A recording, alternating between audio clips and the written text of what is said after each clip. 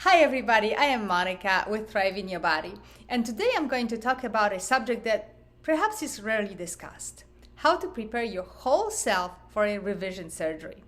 So if you're a person who decided to have a revision surgery after a failed one, you probably heard a lot about how to prepare yourself logistically, and maybe you thought about it as well. Who's gonna give you a ride, how long do you have to fast before surgery, etc. But I would bet you not anybody told you about how to prepare your whole self, how to really go in truly prepared. First of all, I want to acknowledge your courage, your persistence, and that will to not give up. Because going under the knife again, if your previous experience was not as great, takes a lot of courage. And your whole self is needing to be acknowledged and also prepared for that experience so that it can go as well as possible. So in this video, I'm going to walk you through that whole person prep and actually what it looks like, so that you can go in stronger, clearer, and more supported than the last time. So let's talk about, first of all, why regular pre-op preparation isn't enough to go in for a revision surgery. So, most pre-op instructions focus only on the physical, like don't eat, stop medication, arrange the ride. But after a failed surgery, your nervous system, your trust, and your mental health are also a part of the equation, and they need to be prepared as much as your physical body. Going in unprepared emotionally is one reason why recovery will get harder for you.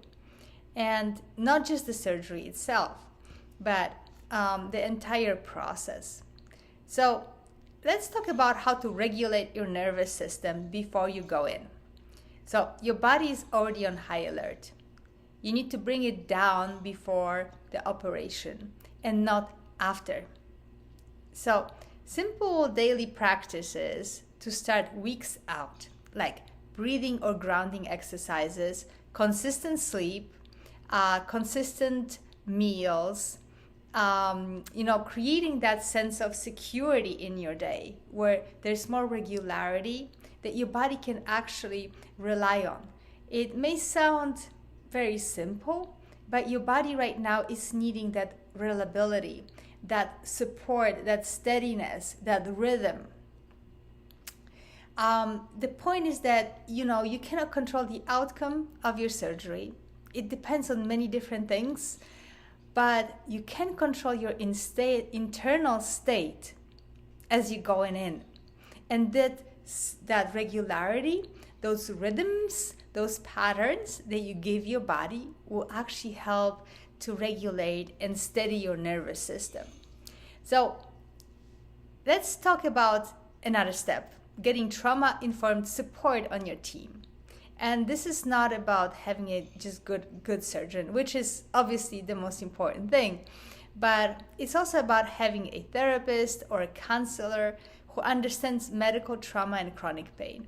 And ideally this is going to be somebody who can support you through the whole process and not just after, right? So let's get that important point that what happens before is very important. It's actually the foundation for your success.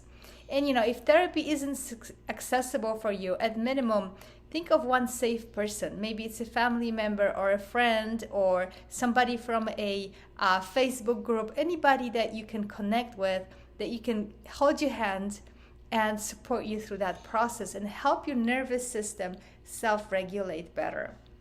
And, important point as well is to set realistic expectations. And you want to almost like speak to yourself out loud, saying, what are my expectations? And be honest with yourself. We cannot just go into that place where, everything's going to be fine. This time I'm going to get through it. Or, I'm doomed for failure. It's not about, the imagination. It's about setting realistic expectations. So, one of the biggest wounds from the first surgery was the gap between what you were told and what you were expecting and what actually happened. So before this surgery, you want to get clear on, first of all, what is the realistic best case scenario? What does partial improvement look like? And what is the plan if things don't go right? So that you can have that plan for all the different scenarios. So obviously have the conversation with your surgeon, but most importantly, have that conversation with yourself. You can journal, you can just talk to yourself out loud, something that would actually externalize those different scenarios. Another very important step is that you want to protect your mental health through the whole process. So plan for the hard days and not just the good days, all right? Line up your support. Think of, who are the people that you can rely on, that you can bring on board. And these may be people you know, or maybe these are people that you don't know, but you can connect with via social media with, or just listening to audiobooks, or anything that actually can be supportive for you. But line it up, decide who is actually the best support for me. And give yourself permission to feel your feelings, to feel the fear, to feel scared, to feel angry, and even to feel hopeful. Okay? Do not deny your nervous system that ability to actually feel. Do not shut it down. That's the most important part. And remember, recovery is not linear. It's a process that goes through ups and downs. So let's get ready, let's get prepared mentally for that. And if this resonates with you, if you're one of those people who have to go through a revision surgery and you made that big decision already, I wrote an article for you where I go through all those steps, and I explain this whole person preparation and how it is not an extra. It's actually an essential part for the success of your surgery. I talk about the nervous system, your emotions, and the support team, and how they are a part of how things go with your revision surgery. So if this resonated with you, check out this full article. It's called After a Failed Surgery, a Whole Person Guide to Healing and Deciding What's Next. The link is in the comments here underneath the video. Go read it, please, if this is something that resonates with you and that you need support with. And please, in the comments, give me your feedback. Tell me what works for you and how you are preparing yourself.